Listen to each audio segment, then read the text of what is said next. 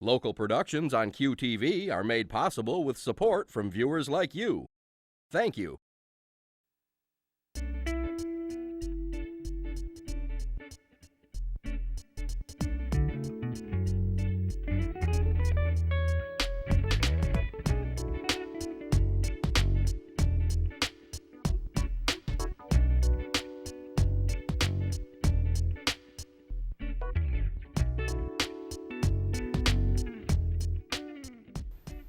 Hello everyone and welcome to Uncommon Sense.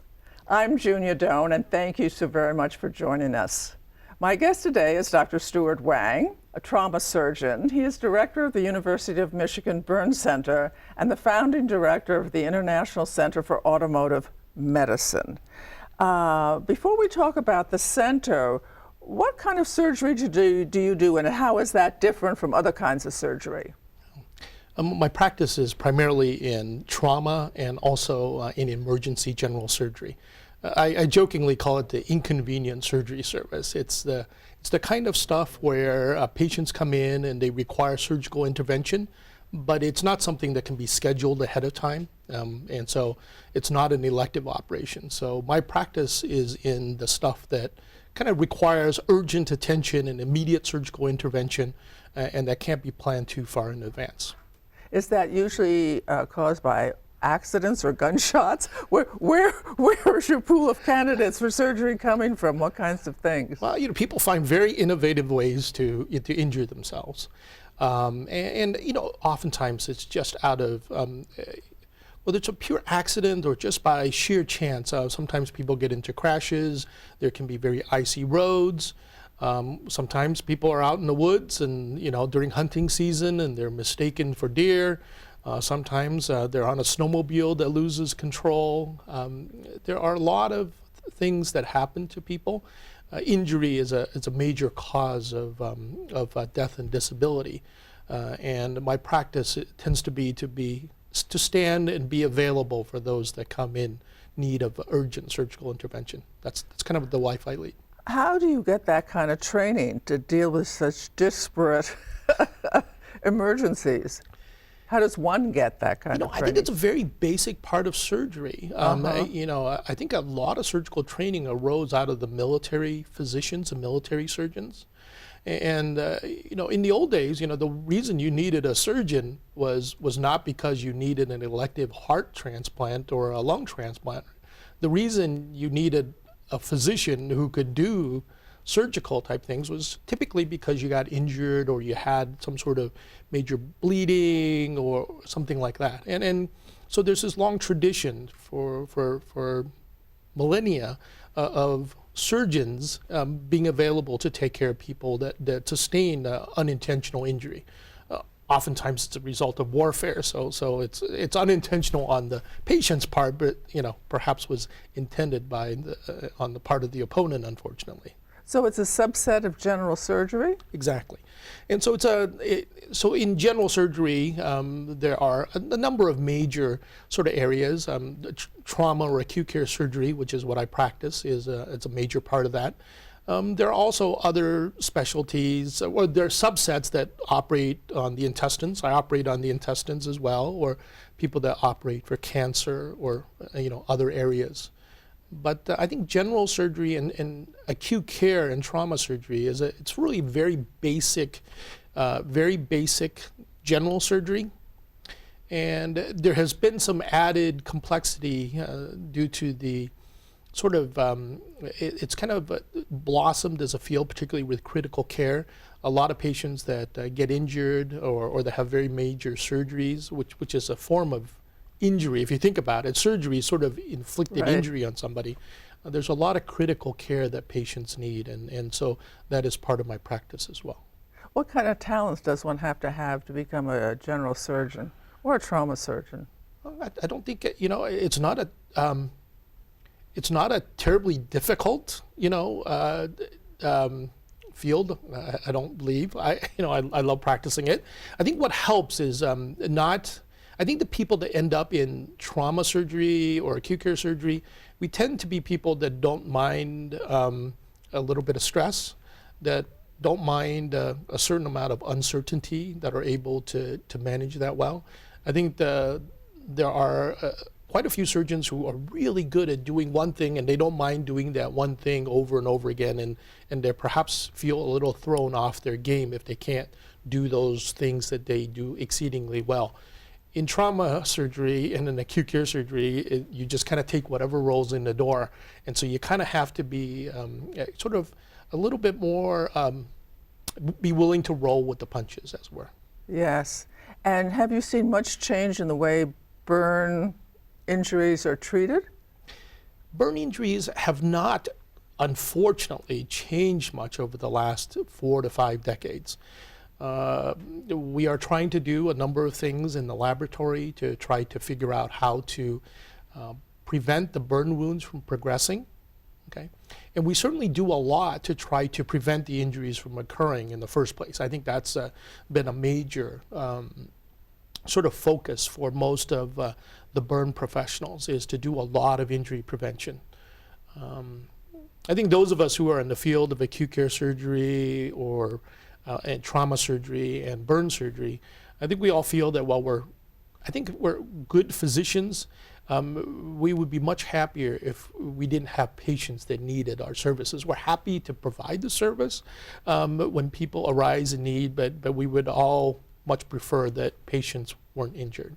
And if we could somehow prevent that from happening, that's what we would like. Well, you have a long history of working in various ways with automobile companies about safety, automobile safety, Yes. in regard to, I suppose, crashes and other types of injuries, maybe that's not involved in a crash, if there are any. How do you, not how did you that happen so much as how do you work with them? Which slice of the automobile company do you work with? Well, yeah, I think you work with all, multiple segments of the automotive industry. And a lot of people ask me, how does a surgeon end up working with automobile companies? And I think surgeons, we're taught one of the big things we're taught as surgeons is source control, okay? We're taught to seek the root cause of the problem, okay? And to eradicate it if we can, okay? So, for instance, somebody has abdominal pain. We figure out it's appendicitis. We eradicate the appendix. We go in, we take it out.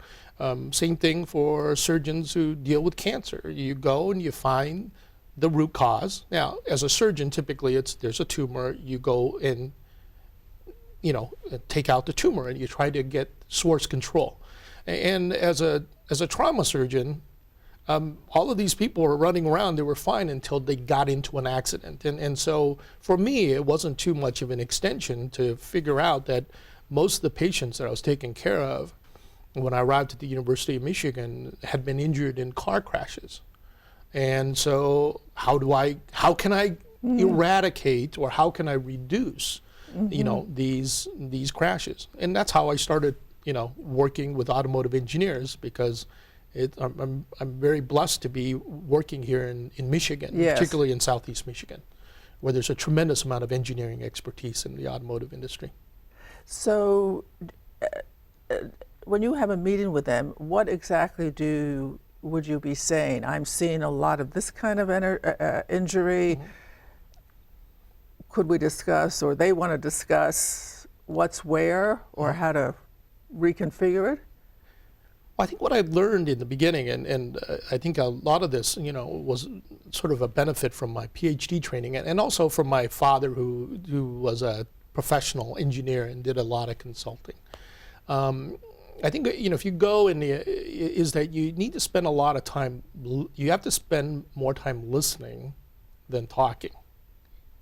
Despite all my talking right now. Yeah,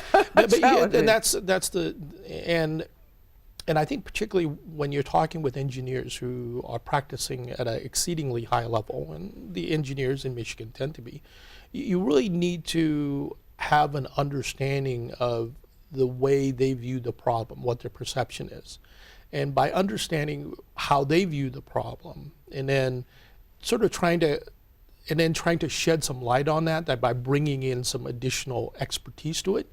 I think, I've certainly, heard from a lot of engineers that, they especially safety engineers, they say, oh, you get a bunch of doctors to come in and they think they can just write a prescription. They say, if you just did this, if you just created this donut-shaped airbag, then all problems would be solved.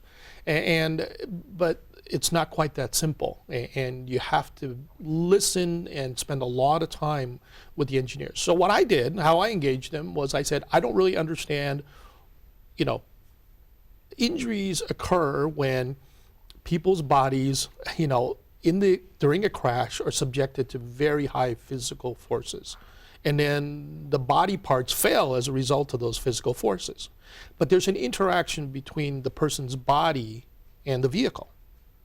And as a physician, I see the broken bodies, but I'm not really sure what exactly caused that. And what we did was we just got together and said, hey, I see these patients that are injured. We're gathering pictures of the vehicle. Let's look at them together and tell me what you're seeing. And let me tell you what I'm seeing. And let's see if together we can come up with a better understanding of what happened to cause these injuries. And I think it's that discussion, it's the listening, it's the open-minded discussion that I think really led to, in our case, I think to a lot of insight and into a lot of collaboration. Now, there is some automobile testing on dummies, or at least one size dummy. Tell us something about that. Yeah. Well, I think dummies are amazing, and Michigan actually has a very significant role in the history. If you kind of look at the crash dummies came on, they're about a little over 50 years old, and they were designed based on testing of several dozen cadavers. Cadavers are folks who have died and have donated their body for research and science. And so these cadavers in the 1960s and 1970s were tested. And they were measured and tested so that crash dummies could be designed. And those crash dummies, I think, have saved millions of lives and hundreds of millions of injuries. But they were designed, and when they start off, they can't recapitulate the entire population. So what they chose was what was called a 50th percentile male. So, they were targeting, a guy because there was a certain sort of gender bias that, men were the ones who were driving the most. So it was a male, it was about 5'10", it was about 178 pounds and had a very nice physique, like a soldier, because, dummies had use in the military as well for, design of safety features there. And so those dummies, and when you have a test like that, which is the dummy, what happens is that the engineers use that device and they get better and better at protecting that. Okay? So if you happen to be 5'10", 178 pounds, and built of steel and rubber and plastic like a crash dummy, you'll do exceedingly well in vehicles because they're designed for you. But the further you differ from that ideal, then the more degraded the protection that you're able to. Are you saying they currently do no tests on someone 6'5" or frail, or? Yeah, they don't really have anything for frail. I mean, they certainly have dummies that are meant to represent other segments of the population. So for instance, they have a taller, heavier male. And then they have what's called a female as well. But their concept of a female is, female are a little bit smaller than males. And so they just took that male dummy, which is based on the cadaver, and then sized it a little differently. Now, that's a very interesting thing because, if you look at the injury patterns, men and women, whose bodies obviously differ we all know, differ tremendously, they get different patterns of injuries.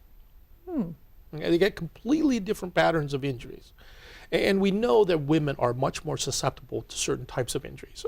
My personal concern is that a lot of that may be the residual of having fixated on a test that's meant to represent, an idealized, more male population.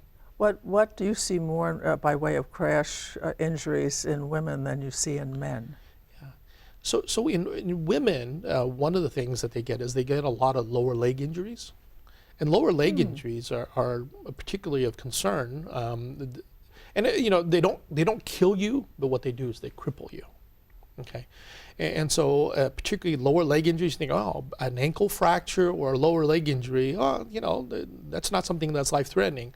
But the problem is that you know, with those sorts of injuries, you can't get up, and with bare weight, you can't walk. They're very painful, so a lot of patients end up on a lot of narcotics and you know, sustain really, and the costs are very high as a result. Are you speculating if the specifications of a dummy were changed, the engineers would be able to learn more from their simulated crashes on a new dummy who was configured like a woman more? I think so. You know, I think that I think that the population is extremely diverse. And now I understand in the beginning, you know, trying to focus, you know, you have to have a single target, and that makes sense.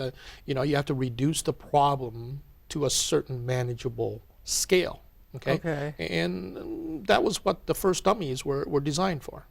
But once you've designed that, you know, and with all the advances that have been made possible by better data, better automotive safety features, more resources, I think we can expand that further to cover other segments of the population that aren't being optimally protected. For instance, females. You talked about frail. One of the big concerns that we have now is as the population ages, what we are seeing is that the elderly population are very, very prone to getting chest injuries. And chest injuries are very concerning because they're very life-threatening. As a trauma surgeon, we talk about the ABCs. It's airway, breathing, circulation. And the body structures that are, you know, essential for those things reside in the chest. And so when the chest gets injured, you know, the elderly folks do very, very poorly. And we see a rise in the mortality rate there. So who decides what kind of dummies they should do testing on? Yeah. How does that come about if we were going to amplify the types of dummies used? What are the steps? Yeah, I think there are a number of different steps. You know, one, the dummies have to become, you know, available and validated by the scientific community. And then, you know, in the past, it used to be primarily government organizations that would say, hey, you know, we are going to choose this type of dummy, okay, for this particular type of test. And what's interesting now is that,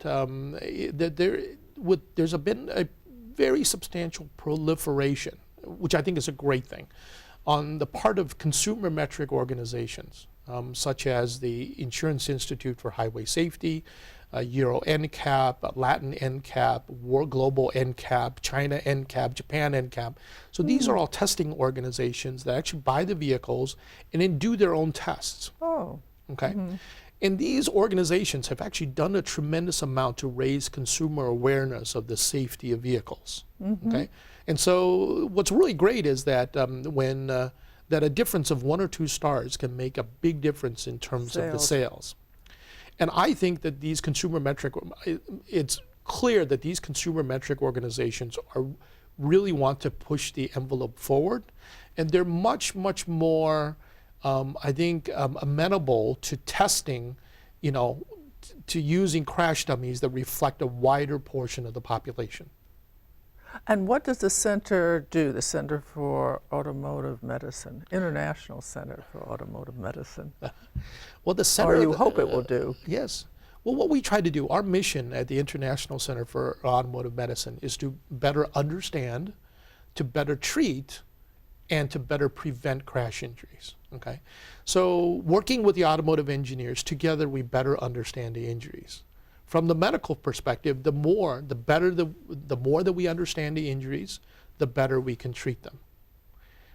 But what we would all like to do, and I'm speaking as a private citizen, not just as a physician, I think what we'd all like to see is that there were fewer injuries. Yes. Okay, and so in order to prevent them, what we need to do is to work with the automotive engineers so that they can design better safety features and safer cars. Okay, and in order to do that, What the automotive engineers need is a better test. That is the one thing that they need. They're great at coming up with solutions. Engineers are great with coming up with solutions, but they need a test. And right now they're hampered by the fact that they're using a 50-year-old device, a crash dummy, okay, which was built at the time to represent a dead person. And so that doesn't reflect a very diverse, very live population that's driving in vehicles today. So you're dependent on the national groups in each country to change their thinking or broaden their thinking. Well, this is a global issue. The automotive industry has become, it is a global industry. Yeah. Okay? So there is a fair amount of coordination that goes on at the international level. I think in the past, it used to be the regulatory agencies, the governmental agencies that really set the standards.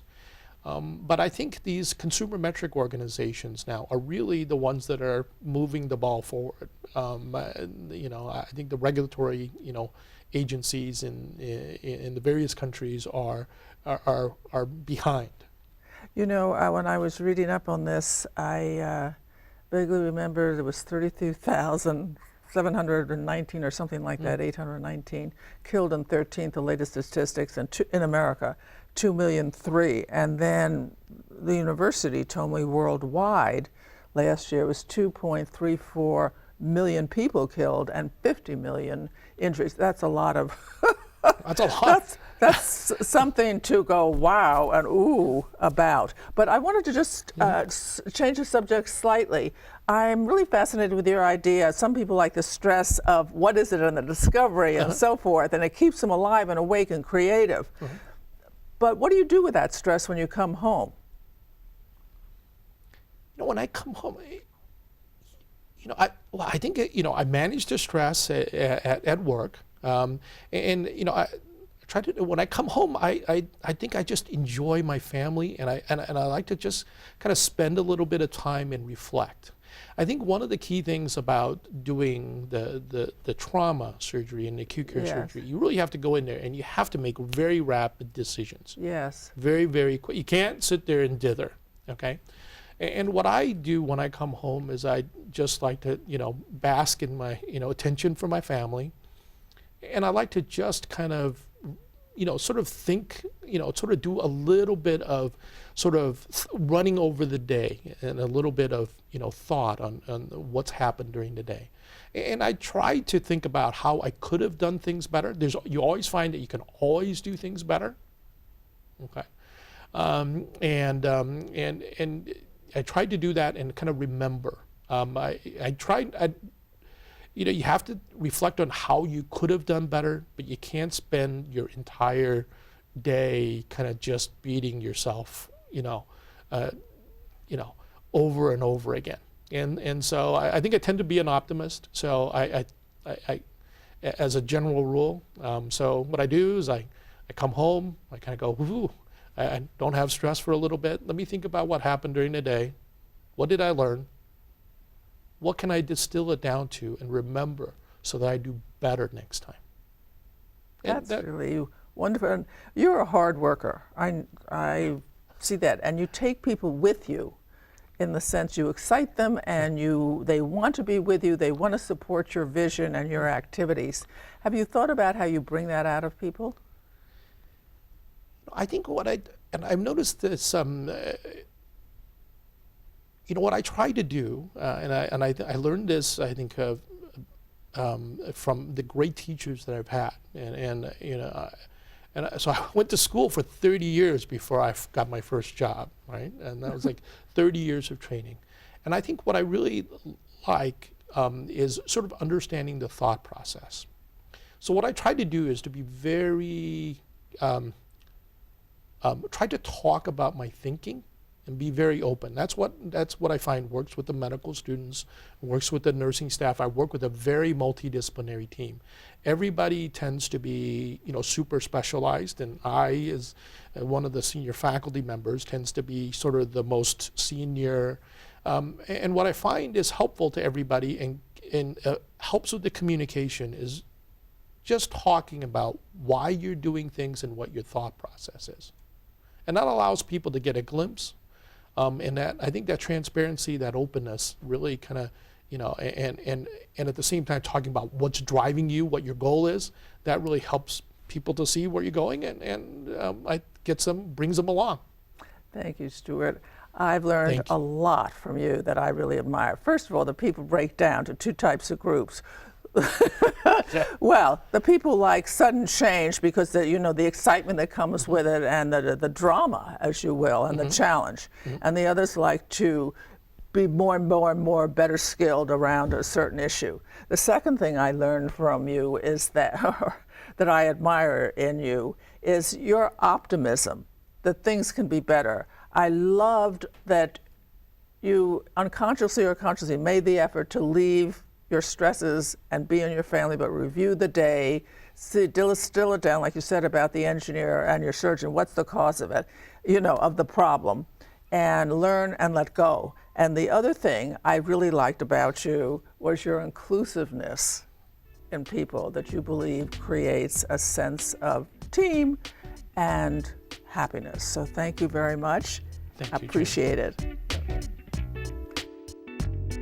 To contact Junia, send her an email at info@juniadone.com.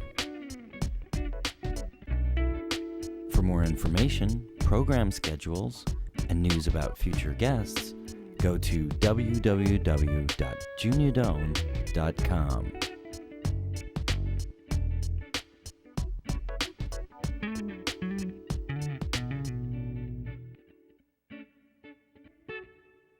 Thanks for joining us. See you next time for Uncommon Sense with Junia Doan.